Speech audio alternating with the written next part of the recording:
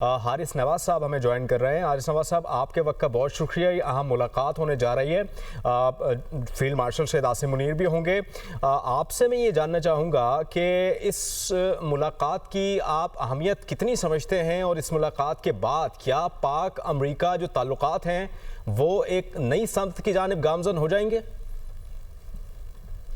बात बहुत ही अहम है तो और वो जितनी अहमियत जितनी आप समझे अहम है उससे भी ज़्यादा है।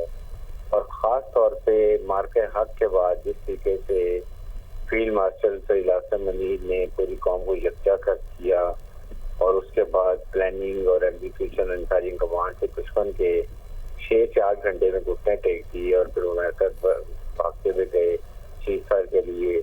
और दुनिया को पता चला कि पाकिस्तान एक बहुत ही मैच्योर रिस्पॉन्सिबल न्यूट्रल मुल्क है और बहुत बैटल हार्टेंड और उसके लिए प्रोफेशनल है। और इंडिया को दिखा के लिए तो बिल्कुल अनट्रेन्ड अनएक्सपेक्टेड फौज दे डोंट डिलीवर, जिससे पाकिस्तान का नाम और जो ताकत है उस पर दुनिया को पता चल गया। और अब पाकिस्तान एक किस्म का इस पूरे रीजन के अंदर रीजन स्टेबलाइजर बन गया और इंडिया इज टोटली आइसोलेटेड। फिर जब फील्ड मार्शल आसिम मुनीर गए व्हाइट हाउस में, वहाँ उनको ब्रीफिंग की, ट्रंप को 1 घंटे की मीटिंग 2 घंटे चली, वहाँ भी सारी बातें डिटेल हुई। दे अंडरस्टूड फील्ड मार्शल से पता लाख को हॉस्पिटल उनकी तारीफ भी की है। उसके बाद फिर वो पेंटागन बुलाया गया। फिर अभी भी उसके बाद स्टेट डिपार्टमेंट गए और अभी भी आप ये देख लें कि कितनी उनको वेटेज दी जाती है कि वो प्राइम मिनिस्टर पाकिस्तान के साथ व्हाइट हाउस में मौजूद होंगे।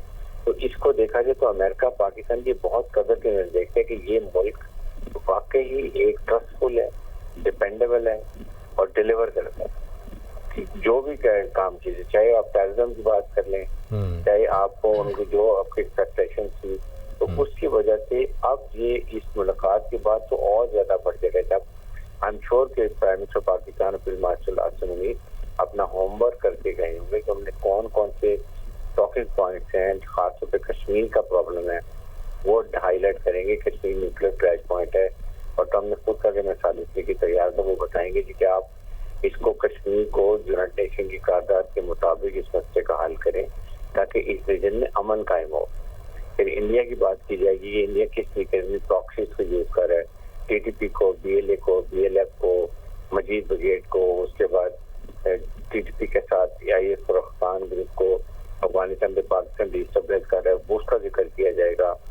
फिर ये इंडिया एक पाकिस्तान में ओवरऑल टेररिज्म जो कर रहा है, कनाडा में कर रहा है, अमेरिका में कर रहा है, पाकिस्तान में कर रहा है, यूके में, ऑस्ट्रेलिया में, उसका जिक्र किया जाएगा। उसके साथ फिर दायरे के गजा की बात होगी कि जो पैलेस्टाइन के साथ जुल्म बर्बरीत हो रहा है, पाकिस्तान को उसको किरदार डेवलपर की भी आती है टू मॉनिटर, वहाँ जाते हैं, सीज़फायर हो उसके बाद वहाँ पर इसको नॉर्मलाइज करने में, रिहेबिलिटेट करने में हम अपना किरदार जो भी हमें दिया जाएगा पाकिस्तान उसके लिए वॉलंटियर हो सकता है, ये हम कहते हैं। मगर हम एयरफील्ड की बात बहुत जरूर करेंगे कि पाकिस्तान से बहुत मदद मांगे। पाकिस्तान का मदद तो इसमें इतनी नहीं कर सकता क्योंकि ये तो अफगान सरजमीन है, अफगान तालिबान का डिसीजन है और उन्होंने अनाउंस कर दिया कि हम अपनी सरजमीन किसी भी फॉरेन कंट्री को नहीं देते हैं, ना देंगे। उन्होंने बड़ा क्लियर कह दिया।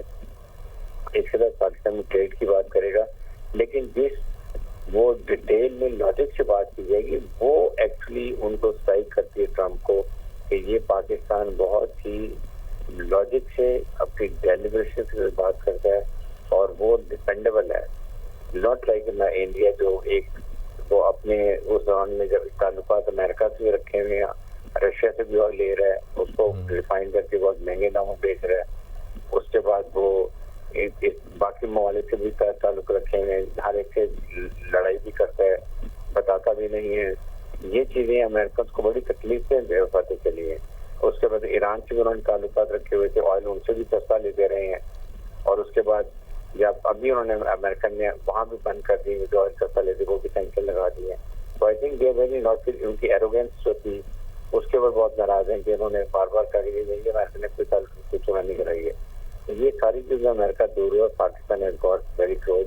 मिडल ईस्ट की तरफ से पाकिस्तान ने जो अपने वेपन सिस्टम इस्तेमाल किए हैं उससे भी अभी मिडल ईस्ट कंट्री भी पाकिस्तान की तरफ देखेंगे। सारी चीजों देखते हुए Pakistan has become very important player globally and in India.